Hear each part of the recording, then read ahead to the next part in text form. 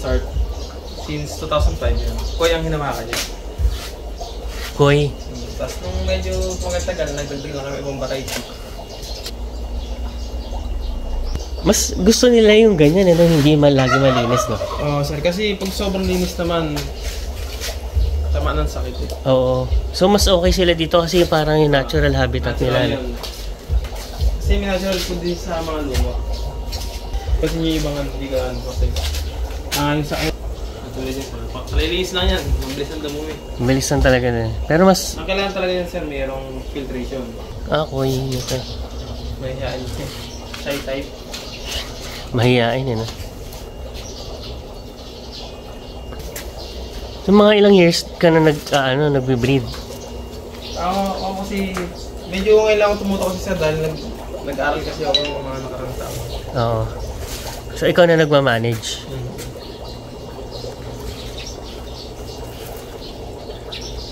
Ako gusto niyo, meron marami yung plants na. Sa plants? Mga sumo.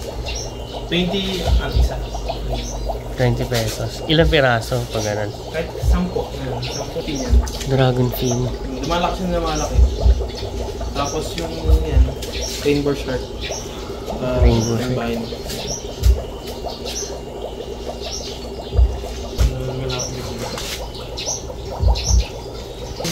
Ano kasi mababang watts lang.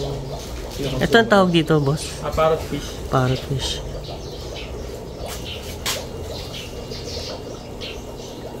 Barb. Tiger barb. Ito. Red skirt blue hair, trains na yung pula. Tapos isang green tiger barb. Pero pareho sila, no? Parang pamilya sila. Tapos, ilang ano yan, kuya? Ilang months yan bago lumaki? Pang out? Oo. Sabihin natin pinaka-matagal siguro yung 2 months. 2 months na. Gano'n nakalaki yun? Ilang inch na yan? Centimeter? Pambenta. Breeder size na yun. Musunod sila.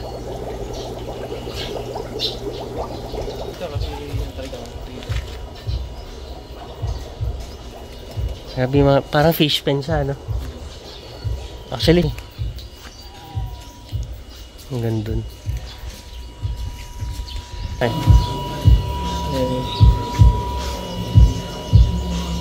Zoom nyo lang. Oo. Ito bago na siya. Egg pa lang siya.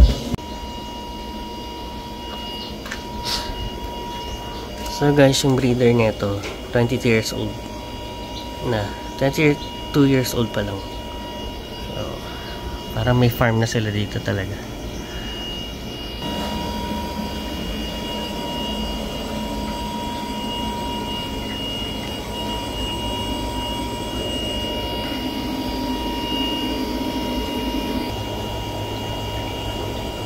Oh, babies pa.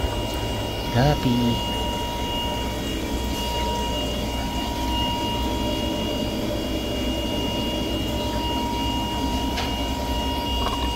Angelfish.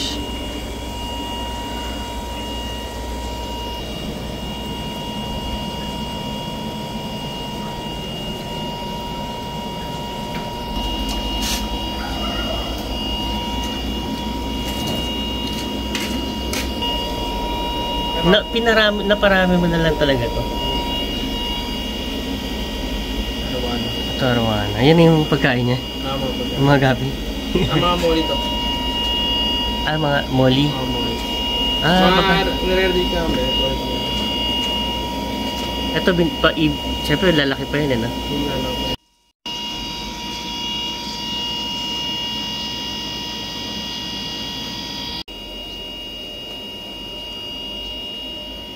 Ito, boss, anong ginagawa ko naman dito? Siniseparate mo yung ano?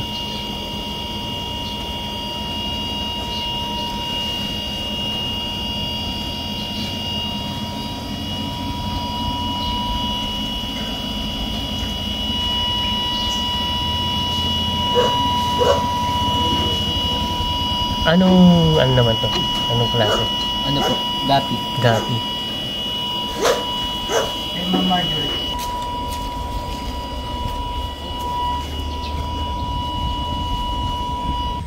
So guys, ito yung fish farm.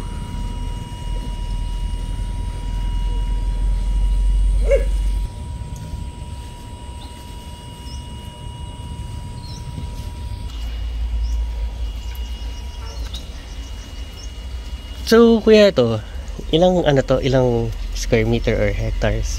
Ito lahat, total lahat. Totally. 2 hectares. 2 hectares lahat. Puro breeding. Bali meron pa kasi kami doon sa likod. Bali, ito siguro baka 1 hectares itong isda. 1 hectare. So, 1 hectare yung dito sa mga isda.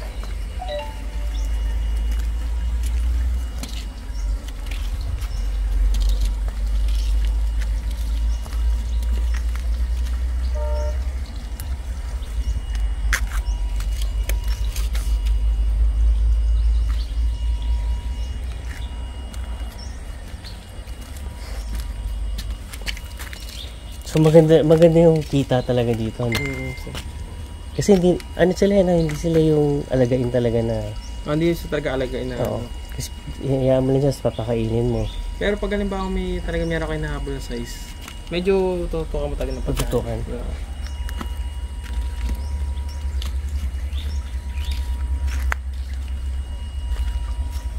Ito mga Gold dust, molly. Yung flatty.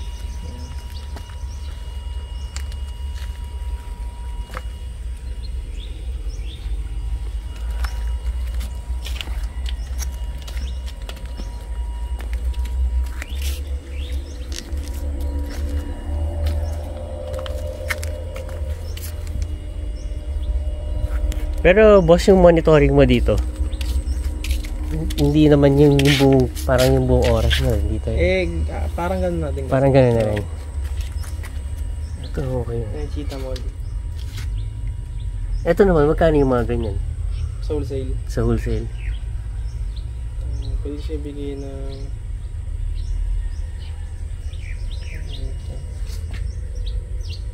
kahit 12. Ito, isa. So, hanggang dun. Pero kung hanggang dun yung ano. Kaya pa ito babaan ito sa reason. May mga breeder. Ito breeders na. Mas ang lalaki nga na.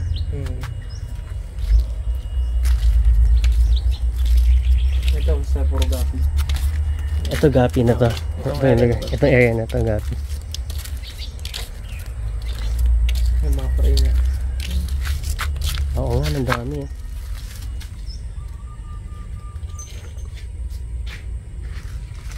Pakarami.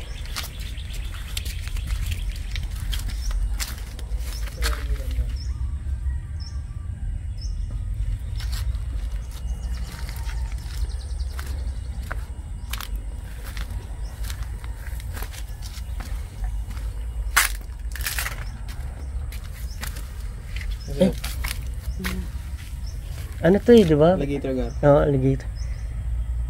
Ayan, isa. Hindi yan tumatalon. Hindi naman. Pag lang siguro merong sa ibabaw. Parang pagkain talaga na isa. Tatalunin niya. Grabe, laki niya na. Ayun na pansinin yung mga maliliit eh. Kasi yung mga maliliit. For sale din yan. Pag may gusto ka. Pag may gusto. Ganyan, magkano yung presyo mo dyan kapag binili Sa sa'yo? ngayon, hindi ko pa ano eh. Wala pa. Pero laki, no? Pero lalaki pa yun eh, di ba? Lalaki pa. Parang mga river monster yun, no? Mga isang pan na yan. Isang ganito Sa mga kalaki. lake yan, talaga nakukuha mga. Sa mga lake yan, no? Ito, ikaw na nagpalaki niyan? Or Hindi ako nagpalaki yan. from, ano talaga? From, Ganyan kalaki? siguro mga 5 inches. 5 inches. 6. Napalaki mo ng ganyan. Ilan taon yan bago lumaki ng ganyan Ito kalaki? ngayon, inabot ng siguro mga 2 taon na yan. 2 years na yan? 2 years old na. 2-year-old na siya.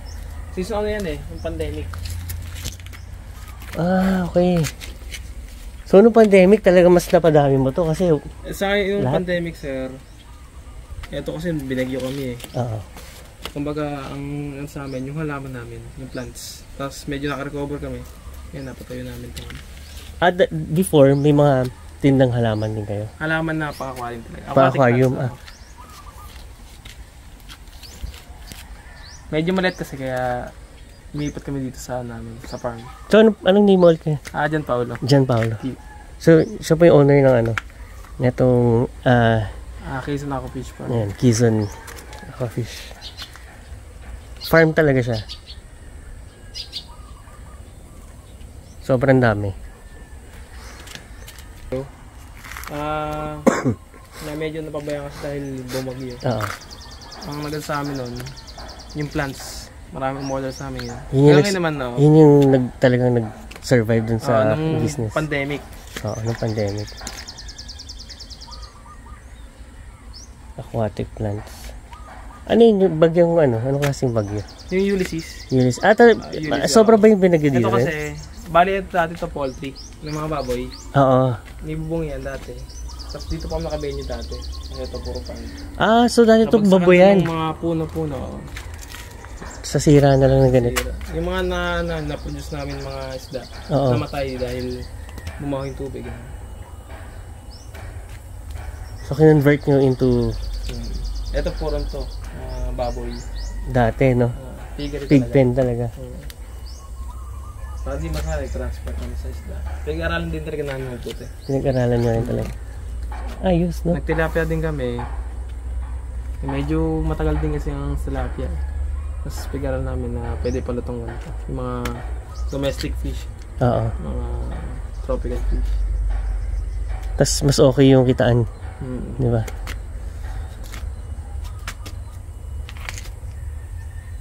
Hanggang dun sa harap. Hanggang sa harap yan. Hanggang dun sa entrance sa pinasukan ko kanina. So lahat yan talagang fresh water, ano? Fresh water. Breeding.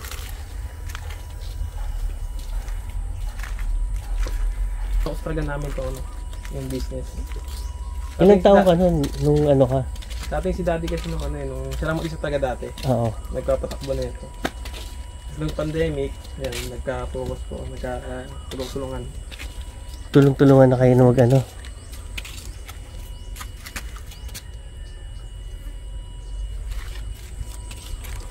Tapos ikaw, nag-aral ka muna, tapos nung graduate ka? Na-stop ako nung pandemic. Oo.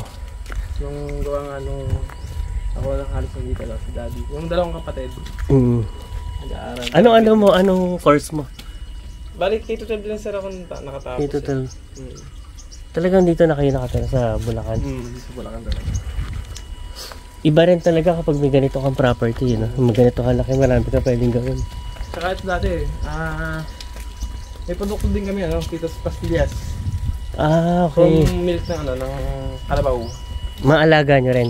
Dati, ngayon, ito, yung pikatayo na yan. Ito. Dating kalabawan yan. So maraming kalabaw dyan dati? Gatasan ng kalabaw? Gatasan.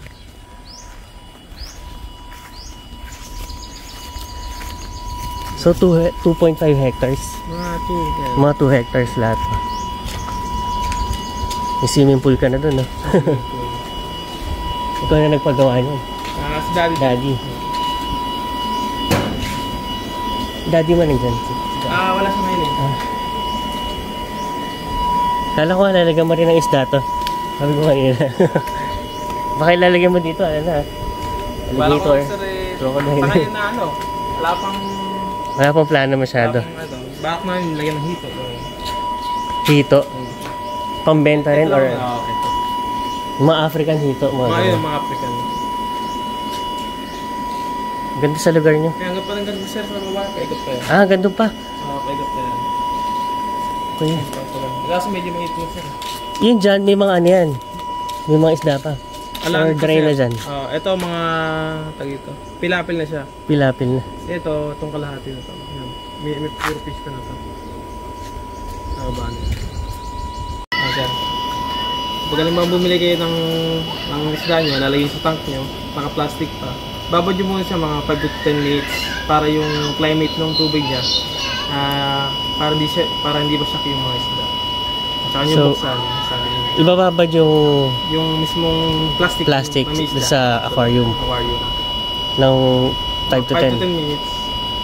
Para maano lang siya. Para yung climate ng tubig nung bilhin yung isda, tapos yung tank nyo, para magkapares sila, hindi siya ma-water shock. Okay. Tapos, yung asin, pag nilagay mo... Ayun, ang asin, naka-importante kasi para anti-stress din sa mga isda. So, pwede yun, yung asinan. Ilang, for example, sa... 75 gallons. Kahit mga, kalahating dakot na asin yun. Kalahati? Mga 5 tablespoon. 5 tablespoon. So, anti-stress pala ang asin. Okay yun, ngayon ko lang nalaman yun. May natutunan naman ako, bago.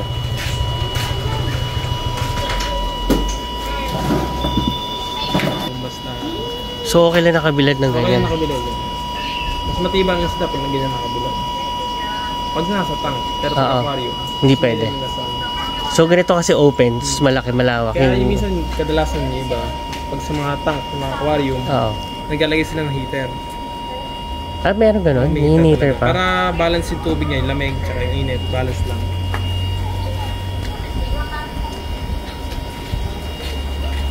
Ayos ah. Yun yung hindi mo nalalaman sa ibang ano. Hindi nila sinasabi. Sariling pag-aaral lang. Pwede naman magtanong. Kumbaga iba lang yung sariling pag-aaral. Kasi Kung matagal kasi nag-aalaga, malalaman mo na rin yun. Kasi hindi naman lahat ng pet shop na may sinasabi yung mga ganyan eh, diba? So at least nalaman ko ngayon. Mga basic na ano lang para dapat alam nila. Oo. Pero in terms of yung kunyari, diba? Ganyan. Yung medyo naglalabo na siya, okay lang yan. Okay lang, wag lang siya yung ano, yung dalawang klase kasi yung madali sa aquarium. Yung green, tsaka okay yung brown. Kasi yung green medyo healthy pa yun eh. Yung ganyan, yung parang pag lumot. yung brown, medyo ano siya nun, marami na siyang bacteria na hindi Bad bacteria na yan. bacteria. So ano dapat gawin doon? Talagang i-wash out. Ganun na. Palitan na talaga. Pero yung pag nag-green lang na ganyan, okay lang yan. Ang magandang, ang tama talaga magpapalit siya ng ano, ng tubig. Kadalasan sa iba, sasabihin, ba't ikan mamamatay yung mga isda nila? Oo. Ang unang tatanong kasi doon, paano kami pag-release nila ng isda, ng aquarium? Na aquarium. Ang sagot naman nila doon, ang ginagawa nila, tinatanggal yung isda, tsaka nililinis nila ng buo yung Aquarium. Maliho yun. Kasi tama na talaga, bawas lang ng kalahati yung tubig, tsaka balik lang ulit. Kalahati lang. Kalahati ng bawas, huwag nyo And then, kaskad kasi yung mga natural bacteria doon. bacteria sa loob, Yung mga good bacteria. pag yun na natanggal lahat, may isang magkakaroon ng tama yung isda pag bagong-bago tubig. So, yung anti-chlorine naman, Yan, meron din yung anti-chlorine para sa mga ano yan, mga nawasa ganun. sa tap water, mga ganon. So, pag first, kanya sa akin, first, nilagay ko tap water, lagyan ko anti-chlorine. Pwede naman yung kung lalagyan nyo ng asin, okay lang yun. Kasi asin, may pinakipot Kahit wala ng anti-chlorine, okay lang. kahit asin lang pwede na. So, kahit Basta ang from mahalaga, tap water, ibababad nyo muna yung isda. Naka-plastic. naka-plastic. So, kahit wala ng anti-chlorine, from tap water, sa gripo, lagyan ko asin, kahit di ko nalagyan ng anti-chlorine, okay lang. Konting-konti lang. Konti lang. Para hindi ma-condition kasi yung tubig. Hindi nalagyan pa ng testers. Okay. Ayos ako.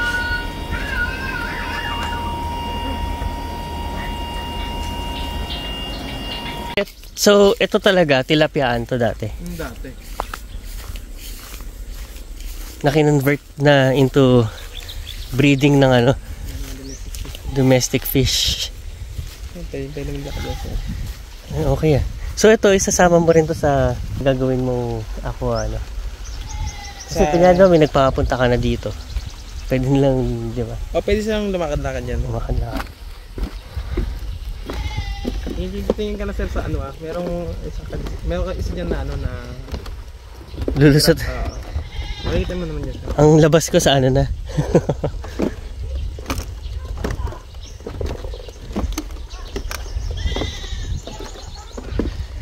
Ito kayo na ng daddy mo gumawa nito. Pinagawa namin to. So kasama na rin yung yan yung mga binibenta mo ano. Mga lotus. Lotus. Yan pwede ilagay sa Aquarium. aquarium.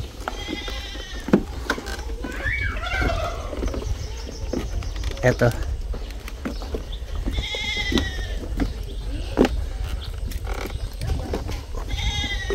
So dito, ito yung mga Mga ano ba yun? Ang laki na. Mga oversize. Mga molly. molly.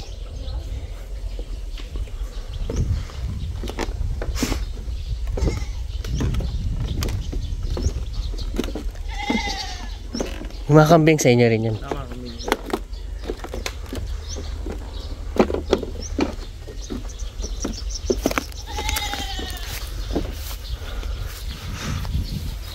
Kaganda siya rin sa ipustring. Ang ganda. Okay. Ako nga po pala si John Paulo Quezon, owner po ng mga domestic fish. Kung gusto niyo pong bumili o pumasyal, located lang po kami sa Palapala, Palapala sa Ildefonso, Bulacan. May page din po kami na Quezon Aqua Fish Farm. PM na lang din po kayo kung interested po kayo. May number din po akong ilalagay dyan na at banggitin ko lang po sa inyo, 0975-334-8593. Yan po. Thank you po. So kuya, di ba meron ka rin yung plano mo yung aquascape na gagawin? So, yun, baka, yun, invitahan mo na rin sila pag kailan mo ba... Sa ngayon, medyo nag-aaral pa. Nag-aaral pa. So, eventually, magkakaroon din siya ng attraction dito na aquascape. So, may mga accessories din. Accessories, pag gusto niya, meron din sila.